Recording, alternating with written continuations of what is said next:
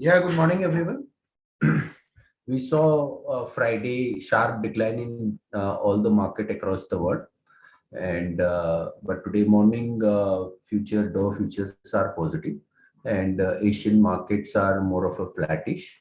Commodity also are seeing mixed reactions, wherein oil, which declined very sharply on Friday by over 10%, has recovered and is at up by around 4.5%. As against India closing of equity market, it was at around $78. Right now, it is at $76. Apart from that, aluminum is down by around 1%, and copper is down by around 1% in China, and iron ore is up by around 1%, and steel is flattish. What we are getting update about the new coronavirus variant is that it's more transferable in the sense it easily get transferred to the other people and get very fast transfer to the other people. But they seems like impact on health, like hospitalization and death is comparatively quite low. Though still development are going on and it's not clear, but what is initial symptoms what we are getting, it seems like that, like what we had seen that two flights going from South Africa to Netherlands has 61 cases. So that indicate that the infection level in South Africa is very high, though the reported case are around 3,000 per day. So maybe there could be lower testing in South Africa, uh, but the hospitalization and deaths up till now is not visible in South Africa. So that is indicating that the impact on the health seems to be comparatively lower, though it infect other people very fast. So let us see how the it fold over a period. If that is the case, then it will be manageable, and market may not see any big fall on account of this. Now I'll request technical team to take up from here. Yes, good morning, all of you. This is Swati. Last week, we have seen that the market has corrected very much on the Nifty and the Bank Nifty front. Nifty has touched 100 DMA. And going ahead, we are like now today, we are likely to get a gap up opening at around 17,100, 17,120 levels due to the positive global cues. And we are likely to witness a pullback rally for few trading sessions. Now, on the technical front, Nifty has an immediate resistance at around 17,150 level. If it's break that level, then this pullback rally is likely to be extended towards 17,200 to 17,270 levels on the higher sides. Whereas on the downside, 17,000 will act as a crucial support level. If it's break that level, then again we are likely to witness some profit booking, which might take a Nifty towards 16,900 to 16,800 levels on the downsides. So overall view will remain a cautious since we have from the last 10 to 15 trading sessions, we are continuously under the selling pressure. So the pullback rally is expected for the coming few trading sessions. On the Bank Nifty front, Bank Nifty has touched the almost 200 DMA on Friday itself, and from where we have witnessed some pullback rally, and which took a Bank Nifty towards about 36,000 levels, which gives some sort of a relief sign. So for the today intraday purpose, the resistance is placed at around 36,300. Any move above that level, we expect to carry forward the momentum towards 36,400 to 500 levels on the higher side, whereas the resistance is placed at around 36,000 level. First will be the 36,000 level will be the psychological support level. If it's break that level, then 35,800 and 35,600 levels can be seen on the downsides. So the overall view will be to remain cautious, but pullback rally cannot be denied because of the few continuous selling pressures into the indices. Coming towards the Nifty Finance, for the today intraday purpose, the resistance is placed at 17,850. Any move above that level, we expect the rally to be continued towards 18,000 and 18,100 levels on the higher side.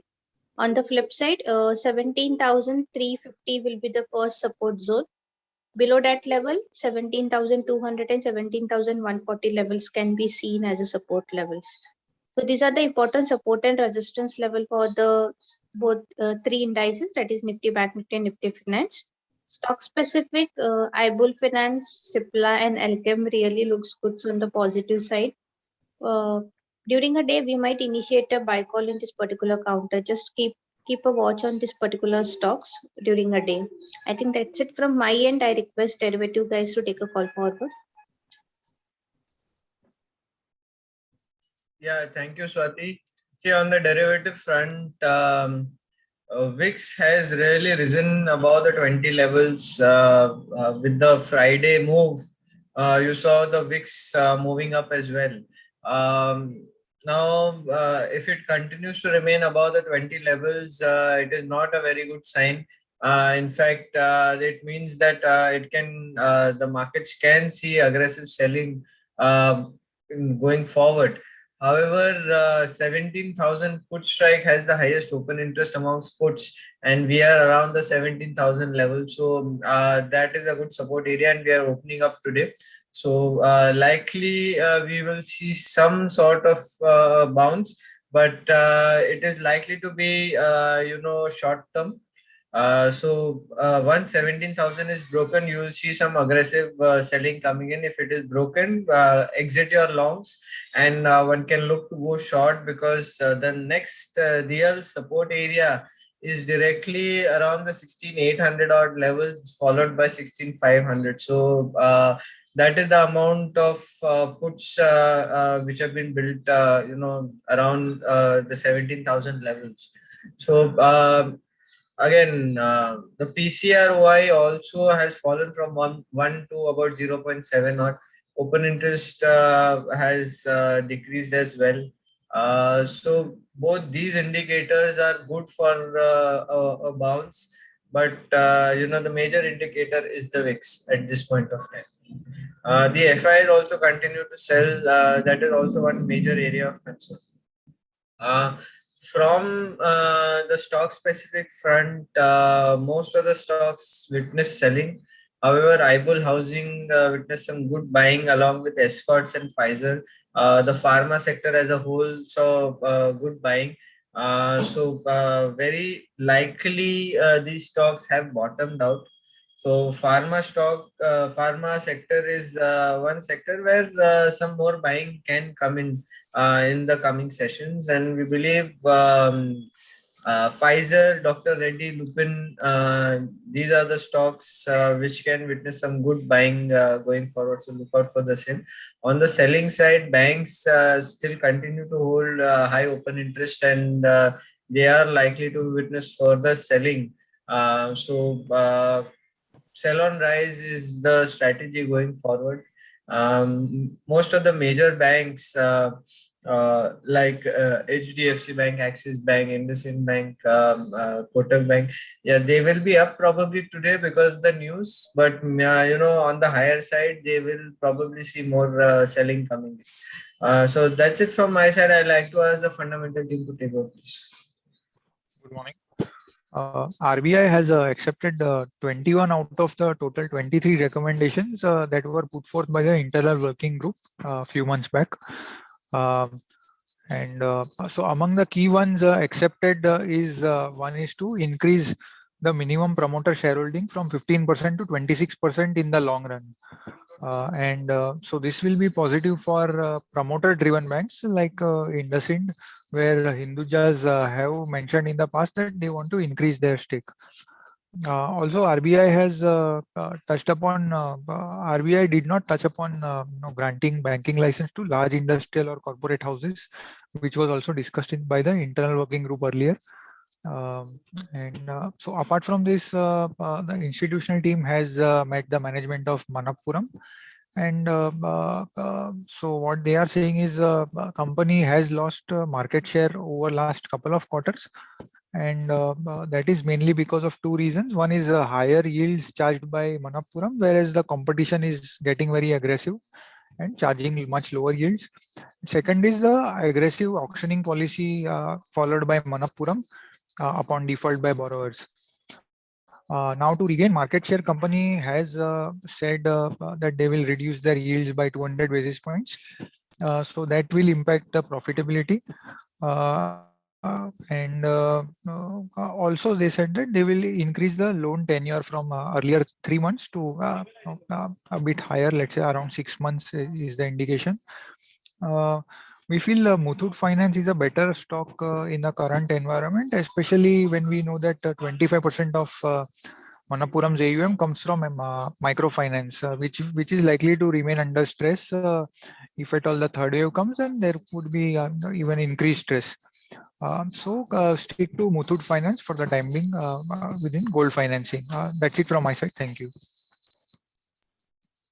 Good morning, everyone. We have heard that our technical team and our derivative team are both positive on the pharma. So there is one more fundamental news to be positive on pharma is that the 55 companies from the pharma industry, including the Sun Pharma, Dr. Reddy, Lupin, have qualified for the 15,000 crore PLI scheme, so which is a positive from the long run, and we see more capex to come in the segment. Thank you. Yeah, apart from that, Jio has also increased the charges by around 20% on their prepaid plan. Earlier, even Bharti and Vodafone has increased the prepaid plan by around 20-25% in their rates. So all the three companies are on same footing now and are aligned for increasing the charges for prepaid package. In fact, around over 95 to 99% the prepaid plans are being sold by all the three players, and postpaid are very nominal. So now the growth in ARPU will be coming substantially in the coming quarter. So it's positive for all the three companies, Bharti, Vodafone, and even Reliance also. We may see some positive trigger in these stock in today's trade. And apart from that, it can still continue thereafter, because there is whatever the Bharti had said that they will be looking at taking the rates to around 200 rupees by March end. So still there is a scope for further increase in the rates. So the outlook continue even after opening gap up today. Outlook continue to remain positive for telecom companies. We had seen oil price declining substantially, so that may have a direct impact on positive and negative side. ONGC, Oil India, and the Hindustan Oil Corporate (HOEC) may have some negative impact, whereas company in the paint industry or some other chemical companies can see some positive impact also. So that's all from us. Thank you very much and have a good day. Subscribe to our YouTube channel for in-depth interviews of India Inc. and press the bell icon so that you do not miss our updates.